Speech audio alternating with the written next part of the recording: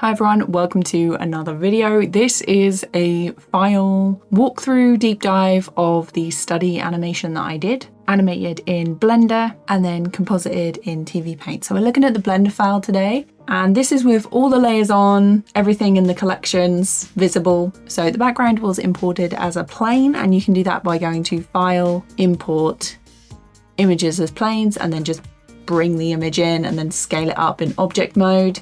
And I had this in there for scale. I wanted to make sure that everything was going to be in the right position. And if it wasn't, I could always move things around when I exported the animation individually to bring back to TVPaint.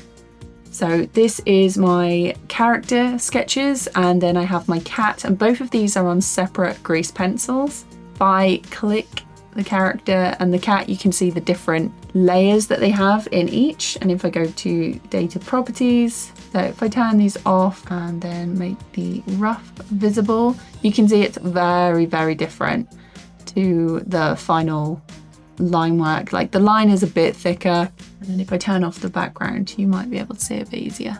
Going into draw mode, it's scaled up, and I use a lot of different colors, not only to make sure everything is visible, but if I've got a section where there's a lot going on, if they're all different colors, then it makes the individual layers easier to see. So for this loop, there were several different sections and I split it all up. This was before I was aware of the storyboarder add-on, so I probably would have done this project in the storyboarder or story pencil rather than all in one big project like this. So sometimes if this pencil is visible or on one object and you want to switch to another one, sometimes the timeline doesn't switch and you won't be able to see or edit those frames. So you just want to either click the icon to switch. So if I move here, you'll notice that the cat layers are still visible. If I click that, it'll switch. You can also click it again and then none of them will be selected. So you'll notice up here it says study 3. The way I like to make sure that I've got everything in my projects and I'm not going to lose a ton of work is that each stage I will save a version of the animation. So there'll be study 1, which is the rough animation, 2 will be lined, and 3 is like the final color version.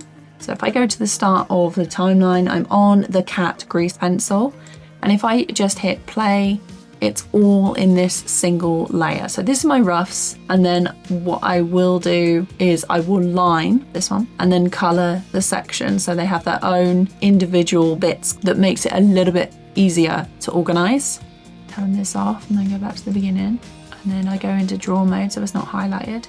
You can see that I have the whiskers on a different layer and the pupils. So they're all in different layers. It just makes it easier when coloring, so I can remove certain sections, so I can just focus on that if I turn the color on. This animation is mostly very, very simple, and we have just the breathing up and down, which I did in sculpt mode. Now you'll notice the hand here doesn't actually go over the top of the cat, and what I should have done was have this hand in a separate grease pencil and then moved it in front of the cat. But I didn't do that. I did that in TVPaint. I exported the character, and then it was the cat, and then I exported an individual section of this animation with just the hand that went over the cat. We put the roughs back on the cat, and then we go to character sketches.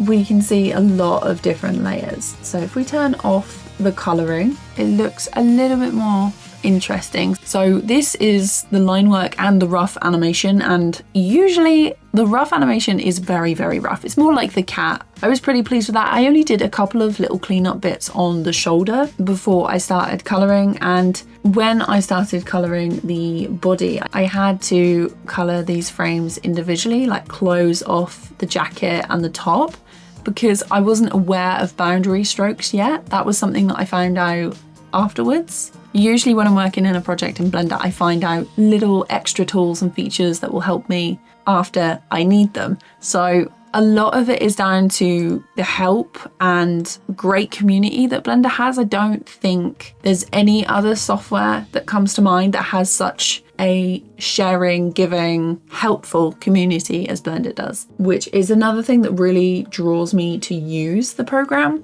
So if I go back into the cat and turn everything back on, and then I turn the background on, Now there's also this layer called white, and currently I don't think there's an easy way to adjust the opacity of a plane. I had a look in the modifiers and it's showing up here as opacity, but that's because I have the cat layer selected. So if I go here, opacity is now gone. I would really love to have the opacity be accessible here. I feel like there was another way that someone showed me to make the plane transparent, but I have a workaround for that. And basically what I'll do is I'll make a new grease pencil and fill it in with white, and then I will lower the opacity of that. So if I turn it off, the background is full color. If I turn it up, then it's kind of lowered the opacity or faded out the background a little bit. If I go into the camera mode, usually I will have the white just above the background, and then the character and all the effects and things will be in front of that. So I can still kind of have a clear image of what I'm animating. And then after that, I just make sure that this is turned off and the camera icon is switched off, because I don't want to accidentally render the white in there. And then my export settings, I did this in 4K, and then obviously because of the different loops, I exported them individually. So I think I had about 6 different exports for this one loop, so they could be copied and pasted along the timeline. And it was all done in PNG with RGBA because I wanted everything to be transparent. And if you go into this icon, you can go to film and tick transparent. So with these off, I'd be able to render them individually. And then I took it into TVPaint. So this is actually such a big file. It's a 4K project, and we have all of these different options. This was a setup for how things would look. I did a couple of different tests with thumbnails and colors. Eventually we settled on this color palette for it. And this was the original look of the cat, which I had to change a little because the line work was too dark and there wasn't much difference between them. So first up, we have this laptop. As you can see, no hands, but it doesn't really matter in the beginning because they are covered up. If I play it through, it doesn't really need hands, but the arms are still moving. It's giving the impression that they are typing. So turning that off, and then we have this. The jumper is actually over the desk. It's like they are sitting on top of it, but it doesn't matter, again, because the laptop is covering that. Unfortunately, I did have to make the laptop quite big, so it does cover up the design I did on the t-shirt. This was first loop and then the second loop of typing. I've got some blinks in here to make it look a little more alive, and then it marks out here because this was a longer loop that I did a second edit of. So next we have this one, and it is laptop, and then this is the hand, and then this is the cat in the lap. So if I play it through and then turn that off, there's the cat, there's the hand. So hand, cat, the rest of the character, and then we keep going forward. And then we have the cat looking for a little bit before they disappear again. And then it's back to the typing loop, which will then cycle through later. So this is the swipe. And this is basically them changing the song in the headphones. I use this as like a transition animation between tracks. So when the track changed, they would swipe the headphones. This one was one of my favorites because play it through. A little drink, and then as they move the cup, they throw it away, and then the cat comes up, and then we have a tiny, tiny smear. If I zoom in, you can see the arms. So we go from 3 to 2, cup disappears, and then we're back to 3 arms each as they disappear. And the side, quite a nice little loop to have. It's definitely one of my favorite parts of this project. We have just a regular typing animation, like this is the longer one. And then we have this one where they look at the laptop like they're focusing, and they're like, ah, I remember, I got it. And that was a very, very short one.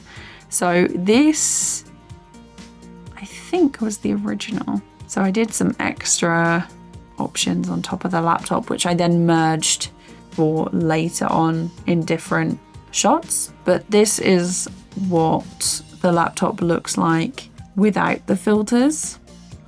It's just grayscale. And these layers are actually on the rest of the background too, but if I applied those backgrounds to the character as well, the color palette would change. So I'll show you what that looks like. Let me just highlight these and turn them back on. So these are the exact same.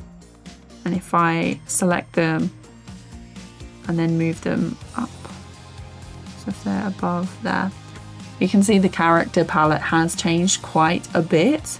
Now, I'm not saying it's bad, but it wasn't the palette that we wanted to go for. So that's why they are underneath the character animation. So we were really excited for how this loop came out. Our second long lo-fi loop was the forest sprite, and I'm going to do a deep dive into that file to show you next.